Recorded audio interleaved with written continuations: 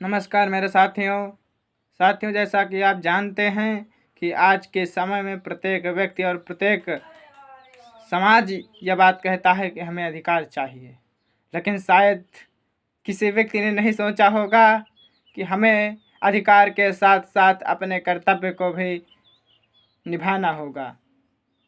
लेकिन हम आज आपको बताना चाहेंगे कि जो अधिकार लेता है और कर्तव्य का निर्वहन नहीं करता, वो सच्चा देशभक्त कभी नहीं हो सकता है। और जो देश का सच्चा देशभक्त होगा वो तो ये कहेगा कि हमें अधिकार चाहिए, और वो अधिकार तो लेगा, साथ साथ अपने कर्तव्य का भी निर्वहन करेगा।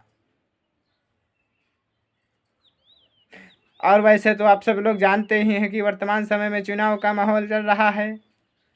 ऐसे में विभिन्न राजनीतिक पार्टियां अपने अपने प्रत्याशियों की तरफ वोट करने की अपील जन जन तक कर रही हैं।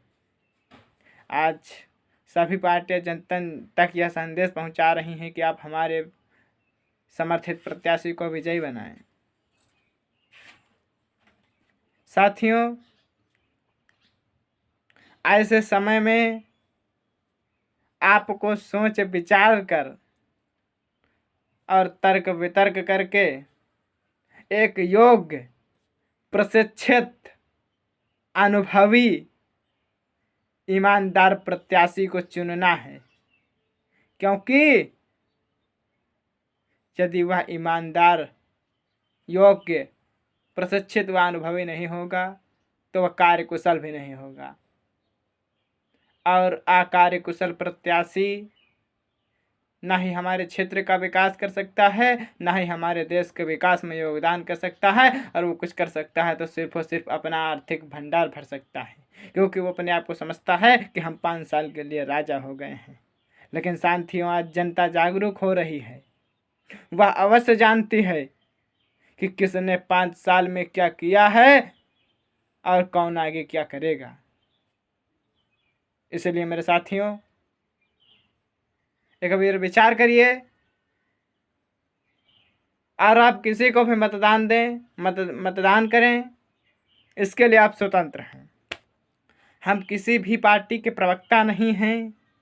हम राष्ट्र हित के लिए हम अपना वक्तव्य हम जन जन तक पहुंचाने का प्रयास कर रहे हैं, जिससे ज़्यादा से ज़्यादा लोग प्रभावित हों और ज़्यादा से ज़्यादा मतदान कर हमारे लोकतंत्र को मजबूत करें। यदि कानूनी दृष्टिकोण से देखें तो व्यक्ति का मतदान करना व्यक्ति का नैतिक कर्तव्य है। और हमें विश्वास भी है कि इस लोकसभा चुनाव में अब तक के समस्त मतदान प्रतिशत का रिकॉर्ड तोड़ दिया जाएगा और भारत मतदान के मामले में एक नया कीर्तिमान स्थापित कर विश्व में एक बार फिर यह प्रचंड दिखाने का प्रयास करेगा कि भारत लोकतांत्रिक था, लोकतांत्रिक है और भारत अमर लोकतांत्रिक रहेगा। और अंत में इसी विश्वास के साथ कि आप सब लोग मतदान में भाग लेंगे, हम अपने वक्तव्य को यहीं पर समाप्त करते हैं।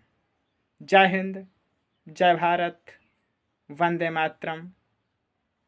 धन्यवाद साथी, बहुत बहुत धन्यवाद। नमस्कार।